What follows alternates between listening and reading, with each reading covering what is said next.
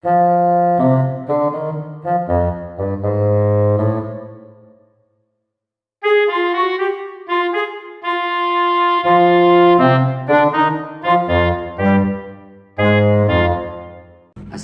warahmatullahi wabarakatuh.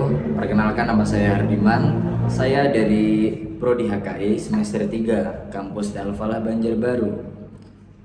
Baik, sebelumnya terima kasih kepada Bapak Jaki, kepada teman-teman sekalian.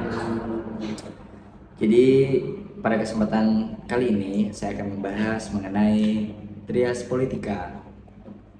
Apa sih itu trias politika? Nah, jadi trias politika itu adalah pemisahan kekuasaan. Pemisahan kekuasaan. Dan trias politika itu dikenalkan oleh Montesquieu. Nah, itu memang agak sedikit berbeda. Nah, jadi lanjut kita untuk kali ini juga saya menjelaskan ya, yang pastinya menjelaskan sedikit mengenai trias politika.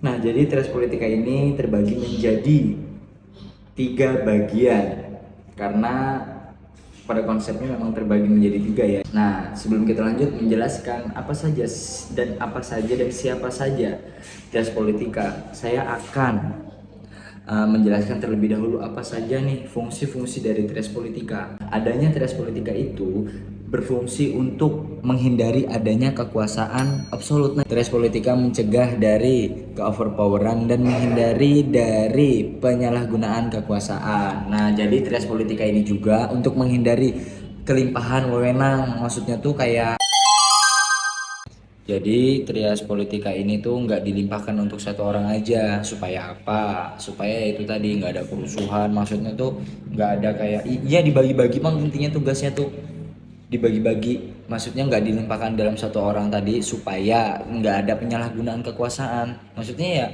ada presiden, ada menteri, ya itu pokoknya anggapannya tuh ya kayak nggak satu orang aja lah pokoknya. Nah, habis itulah, nah trias politika ini supaya membantu menghindari ketimpangan negara. Nah, jadi apa sih yang masuk ketimpangan negara tuh? Maksudnya tuh nah supaya tuh apa sih yo, persisi, maksudnya ya seimbang. Nah, seperti itu, jadi nggak nanti kayak berat sebelah tuh, maksudnya kayak nggak ada korupsi gitu. Nah itulah pokoknya nggak ada ketimpangan negara.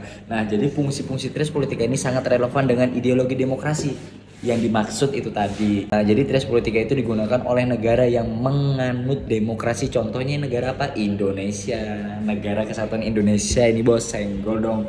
Nah, jadi kita balik lagi nih ke apa saja trias politika. Trias politika itu terbagi 3 cabang. Nah, 3 cabang, ada legislatif, habis itu apa namanya, eksekutif, yudikatif. Nah, pokoknya ada 3 intinya tuh. Nah, jadi itu tadi legislatif itu lembaga yang membuat mengumuskan undang-undang. Jadi lembaga legislatif tuh yang bikin undang-undang. Nah, habis itu ada lagi nih eksekutif apa, adalah orang yang melaksanakan ya. Jadi itu kayak kita lanjut dulu ke yudikatif itu kayak lembaga yang mengadili orang-orang yang menyelewengkan konstitusi dan peraturan undang-undang. Contohnya si Fajri ini. Wait a minute. Who are you? Nah, jadi tak kasih sedikit contoh ya, karena dibilang paham ini enggak juga, tapi insya Allah pas aja nih. Nah, jadi itu semisal ada menteri pendidikan pengen mengajukan buku 5A, buku itu cuma 2M misalnya, tapi minta duitnya 5M.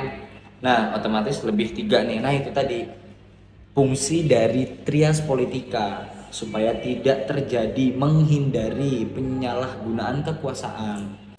Nah, legislatif sendiri itu terdiri dari MPR, DPR, DPD. Mungkin teman-teman semua itu udah tahu itu apa itu MPR, apa itu DPR, apa itu DPD. Nah, berikut tugas-tugasnya.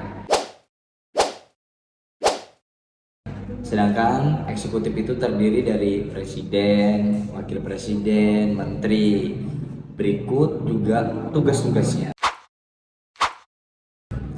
Kemudian untuk yudikatif itu atau lembaga yang mengadili itu ada Mahkamah Agung atau Mahkamah Konstitusi atau MK, dan Komisi Yudisial. Berikut tugas-tugasnya. Sekian yang bisa Ulun paparkan. Semoga kita di sini belajar, dan yang nggak paham boleh tanya sama Bapak Jaki.